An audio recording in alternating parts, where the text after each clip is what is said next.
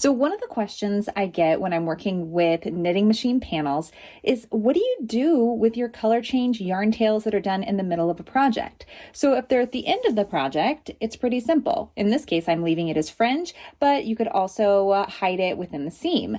But if it's right here in the center, it's definitely a lot harder to hide. So I'm going to show you what I do. So right here, I just want to point out, this is an area that's already done. I've already hidden a color change right here on this side. And this is how it looks on this side. So let me show you what I did. You're going to take your darning needle. So you need your darning needle here. And you are going to weave one of your tails into that needle. And then you're going to weave this tail into the yarn, but you want to do it so that it doesn't go through the other side.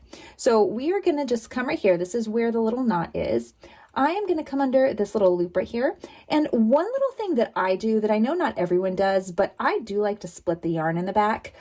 For me, I find that it helps secure this yarn in place so it doesn't come out as often. So I'm just going to go through kind of this diagonal. And I usually go about 5 or 6 depending on how long the project is.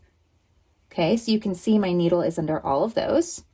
Then I'm going to pull it right through. Okay, and then adjust it. So you don't want it to be too tight so that it gets all bunched up. So make sure that it falls naturally.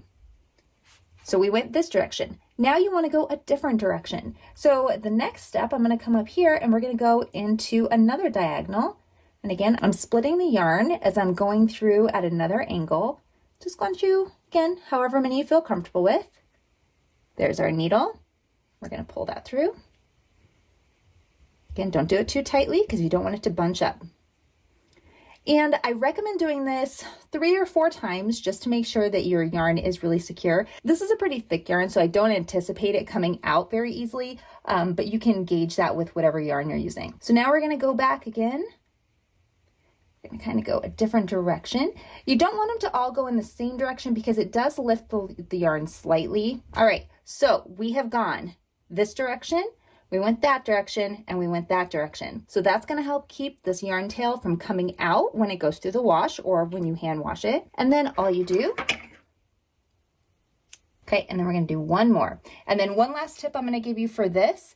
If your yarn is too short, if that tail is too short for you to have it through the needle and then pull it through, start your needle, pick up the loops that you want it to go through, and then go ahead and put that yarn tail into the head of the needle.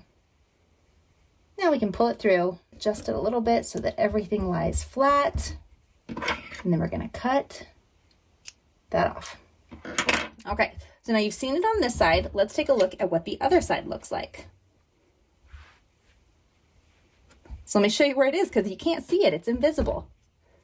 So where were we? So here we are.